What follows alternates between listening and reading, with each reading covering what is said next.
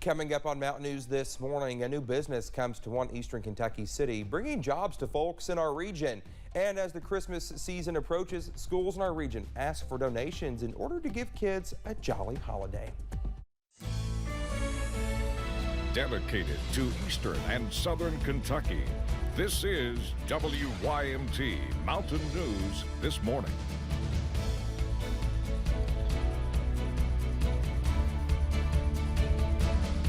Good morning again. It's 5:31. I'm Dakota Makris, and it's Tuesday, and it's a cold Tuesday. Let's head over to Brandon for a look at that forecast.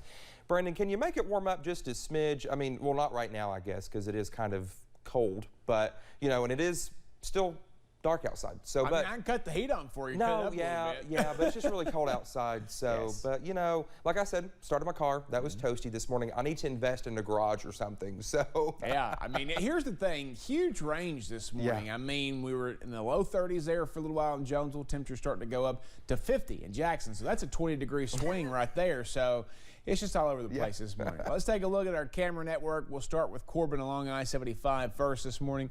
And you'll see traffic moving along pretty well. No major overnight issues there as we head through the last several hours. We take a look at temperatures. And again, 32 right now in Jonesville to 50 in Jackson. A lot of mid to upper 40s there across parts of the Big Sandy.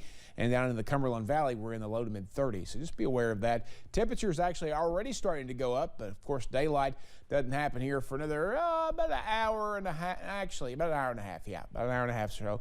We're going to see temperatures climb quickly once that sunshine comes out. It's going to be a beautiful morning. And that sunrise is actually at 7:07 today. And sunset, unfortunately, at 5:27.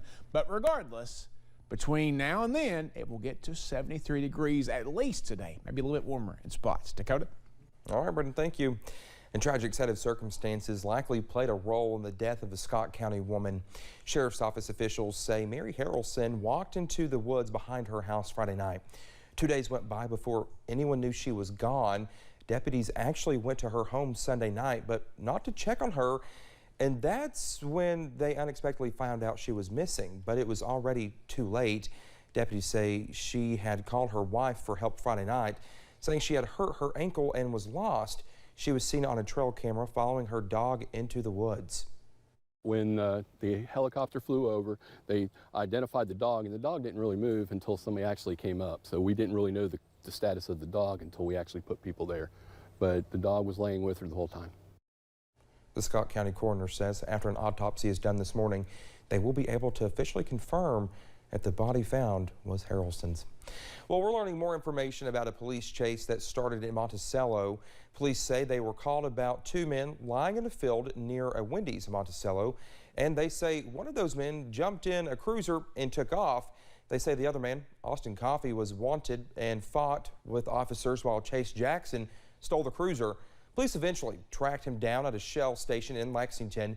They say he was taken into custody but fought with troopers afterwards. Well, we're hearing from the Canadian organization that originated the hand signals that a North Carolina teen using before she was rescued in Laurel County. The Canadian Women's Foundation launched the Signal for Help campaign in April of last year amid a spike in cases of domestic violence.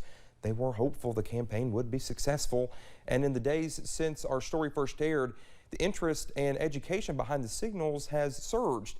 This story has been shared tens of thousands of times, reaching millions. Chad Hedrick shows us the response the Canadian group has received. Female on the passenger side, brunette, motioning for help, call 911. It's the 911 call that rescued a teen girl and led to a story that's gone viral. Female passenger side, the male driver. Days after Laurel County deputies say they rescued the 16-year-old from James Brick, the story of the hand signals she used to call for help has reached every corner of the nation. It really speaks to the power of this signal and the idea that we need to have something to help us make sure that people are safe. The Canadian Women's Foundation is credited for launching the Signal for Help. The video spread to TikTok, which is where deputies say the teen saw it. What is so wonderful is seeing people respond to it, know it, share it, want to learn more. It speaks to me that we know this violence is happening. The foundation says they've gotten many requests to talk about their mission and the hand signal. And I'm really glad to see the positive response And I think that we have to make sure that it's not just in this moment when we're talking about this particular story, but we actually make it broader and we speak about it into the future. But now that the signal is so well known, does this mean there has to be a new one? The foundation says not necessarily, because they're able to have broader conversations about noticing different signs for help. You might see somebody just be uncomfortable or look silenced or look upset, maybe hint at things, but not be able to say, I'm being hurt right now or I'm scared right now, but you can sense it. A sense of knowing when someone is in danger. All right. Thank you, sir. Thank you, guys. And being able to respond. That was Chad Hedrick reporting. David Isaacs, the man who made the 911 call, said in a phone interview that while he didn't immediately know what the hand signals meant, he knew the girl was in trouble because it looked like she was mouthing, "Help me." He says he is not the hero here. He credits the deputies who responded.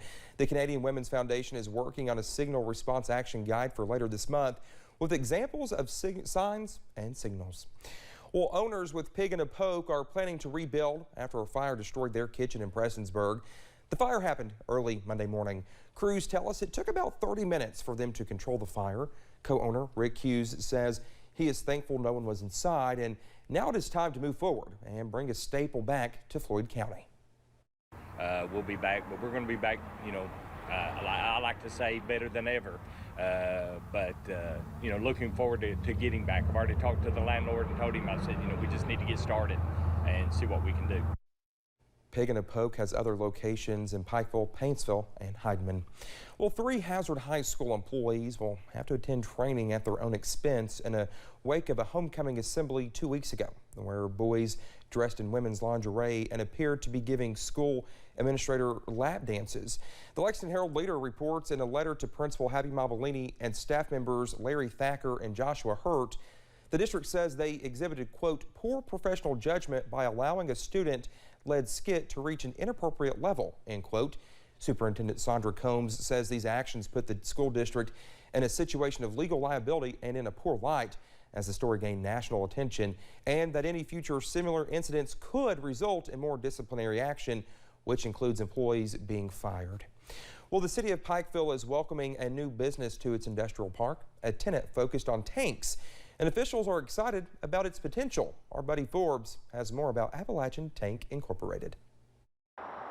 A new tank team is coming to town. Well, it's really nice to close one chapter and open another with some very positive news and what we believe will be a very successful business for the industrial park. Appalachian Tank Incorporated is making its way to the Kentucky Enterprise Industrial Park, taking over the building formerly owned by Silverliner.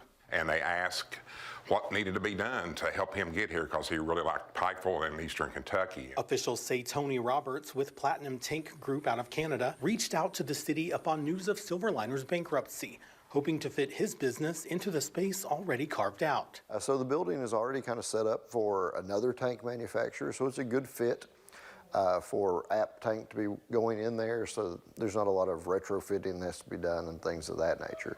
So it should be fairly seamless. The building is not the only natural fit for the company. Officials say the workforce in the area is primed for the 50 jobs the business plans to eventually bring. And work is already underway to include the future workforce, from a partnership with Big Sandy Community and Technical College to a plan to start even younger. Going to the high schools and talking to these kids that maybe won't go to college any other way, but this welding is a very high-paying job, and there's not very many of them that can do that. Ellswick says it might just take a tank. It's really nice to have that sort of attention come to Pikeville. Maybe we'll have other companies that do the same thing. See Appalachian Tank here, know its parent company, know it's a very successful business, and want to locate their business here as well. To show the world what the town has to offer. In Pikeville, Buddy Forbes, WYMT Mountain News. Big Sandy Community and Technical College President Dr. Sherry Zilka commented on the new business and the college's planned partnership, saying, quote, our students are very hardworking and they deserve such opportunities to thrive right here at home, end quote. Well, as the Christmas season approaches, several schools are needing sponsors for their Angel Tree programs.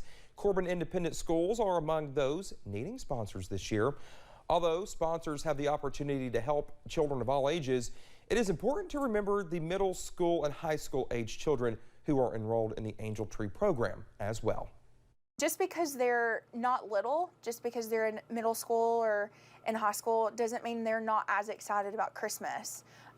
They just get excited about different things than the little ones. But it's still so important to sponsor and to buy Christmas gifts for the middle school and the high school. If you are interested in sponsoring an angel in the Corbin Independent School District, we have more information on how to do so on our website. Well, just ahead this morning, a hip-hop icon received some extra recognition for her contributions to the world of music. The sunshine will continue for a couple of more days, but rain is not far away. I'll track the chances in about 3 minutes.